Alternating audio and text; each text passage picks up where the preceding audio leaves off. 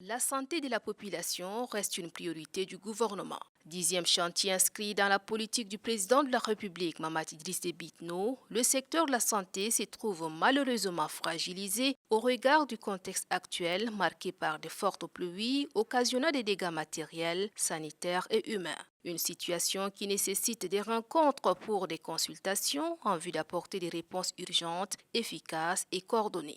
La présente réunion vise d'une part à faire le point de la situation sanitaire actuelle, les dispositions prises par le gouvernement face aux besoins de l'heure en matière de santé et d'autre part analyser ensemble avec les partenaires techniques et financiers les goulots d'étranglement et identifier des stratégies afin de relever tous ces défis sanitaires. La question d'inondation qui touche malheureusement une grande partie du pays et ses conséquences, la crise à l'est du pays dont sa gestion reste sous-financée et l'apparition de la variole du singe dans les pays voisins, tels sont entre autres les sujets passés au pain fin au cours de cette rencontre stratégique. Les défis qui s'imposent au secteur de la santé publique pour l'heure sont certes énormes, selon le patron du département de la santé. Toutefois, des dispositions sont prises, rassure le ministre de la Santé publique, Dr Abdelmadjid Adrahim.